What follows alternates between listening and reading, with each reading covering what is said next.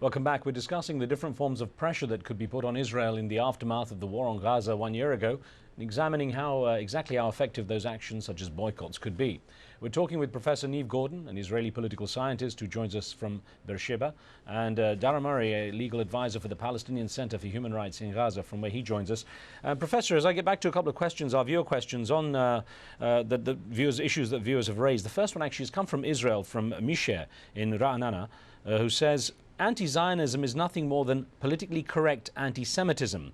It's symptomatic of why there is no Palestinian state, because for Palestine and its supporters, attacking Israel is more important than supporting Palestine. And another one that came in actually via Facebook from Marshall Salat says, as much as people hate Israel, they've got to understand that this issue is more than just politics. I hate to say this, but it's also religious. Christian nations, a majority of them, will never support any form of sanctions against Israel. On this issue, and I think that I just wanted to discuss with you the difference really between anti-Zionism and anti-Semitism, because a lot of people confuse the two. And in your perspective, does religion enter anywhere into this debate from your perspective? Well, if the BDS were an anti-Semite movement, they'd call for boycotting Jews. They're not boycotting Jews. There's many Jews that are members and supporters of the BDS campaign. And they're not even calling for a destruction of Israel or anything of the sort. They're calling for the end of Israeli colonial policies. So, and that is exactly the distinction. It's not, Israel is not the Jewish world. Israel is a state and that purports to be a democracy in the Middle East that has colonial policies and is subjugating a people for decades and decades, and these people are calling for end of these policies. What is being done now is the use of anti-Semitism as a political weapon to shut up anyone that is critical of Israel. And so instead of challenging my claims regarding Israel being an apartheid regime or a colonial state and that its policies are unethical and immoral, what they come out and say is Neve Gordon is an anti-Semite. That's not going to help them because they're not willing to deal with the truth. Zionism is a national movement. Anti-Zionism is being anti this national movement. Anti-Semitism is, the way we understand it today, is hating Jews.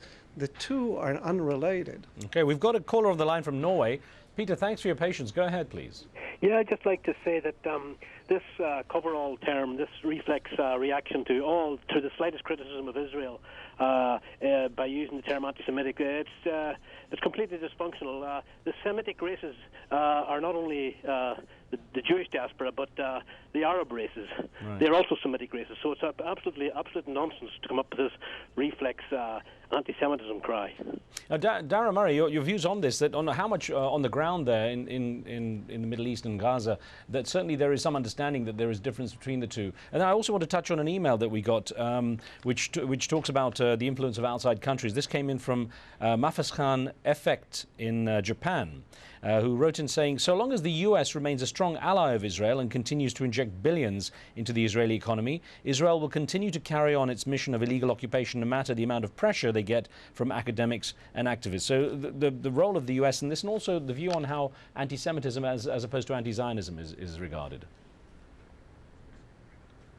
Well, I suppose in terms of anti-Semitism, it has nothing to do with us. Religion plays no part in our work. What we look for is to uphold the rule of law equally, and that's one of our key demands, is that we get equal application of the law, that Palestinians are treated the same as Israelis or Americans or Britons or people from Sudan. And in terms of the US, obviously it's a key ally for Israel, and it's probably the one factor that's preventing the situation in Gaza from going to the International Criminal Court at the moment. But then again, things like universal jurisdiction are a way to combat that. They're a way to take the situation outside of politics and bring it back into the realm of the law, where we can deal with individual elements and determine whether actions were criminal or not without political propaganda playing a part. Right. Professor, how when people address your comments, and I know, as you say, you've faced a fair amount of criticism for addressing your views publicly in Israel. I wonder when people come to you and say, well, look, since that campaign on Gaza, there's been no rocket attacks on Israel, so essentially it was successful. How do you deal with the fact that, as far as the people who are behind it are concerned, they've succeeded in their mission of stopping Hamas? Well, they've succeeded also in creating Israel into making Israel into a morally bankrupt state. I don't want to live in a morally bankrupt state where basically might makes right. I think holding 1.5 million people in a prison and pounding them down until they can't do anything is not a country that I would like to live in, and is not a strategy. I think we should try to bring peace into the region, and we should understand, first of all, that Israel's withdrawal from the Gaza Strip was not giving up sovereignty over Gaza Strip. According to any definition of sovereignty, if it's supreme authority over a given territory. Israel in many ways is still sovereign of the Gaza Strip, and we cannot in any way cut off the Gaza Strip from the West Bank, from East Jerusalem, from the refugee problem. All these issues have to be dealt with, and dealt with together, and that will be the real death blow to the rockets and to the violence on Israeli side and on Palestinian side. So unless Israel is willing to deal with these issues, there will continue to be violence, and Israel every day is carrying out violence against the Palestinians, particularly in the Gaza Strip, by holding them in a prison behind bars. Right. Dara Murray, I mean, on the other hand, the attacks on Gaza didn't really stop the secret tunnel trade that takes place. I know it's been diminished, but essentially it still goes on, and essentially Hamas is still in power. So, in effect, how different are things really 1 year on?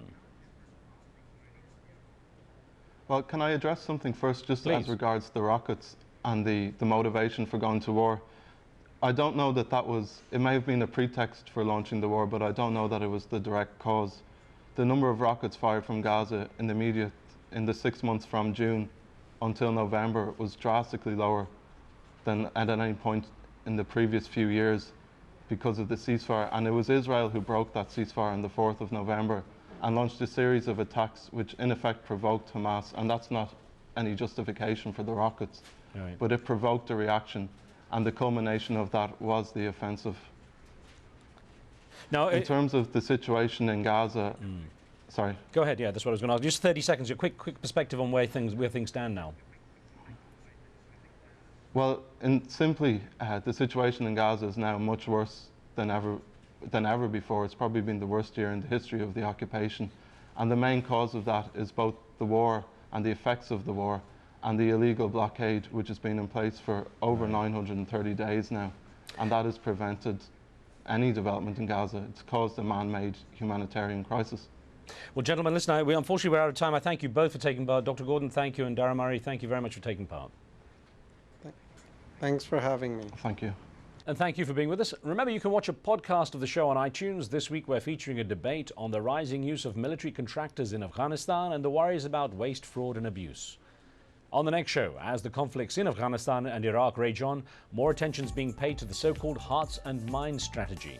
The policy has some aid organizations claiming that foreign aid is becoming increasingly militarized, putting aid workers in danger.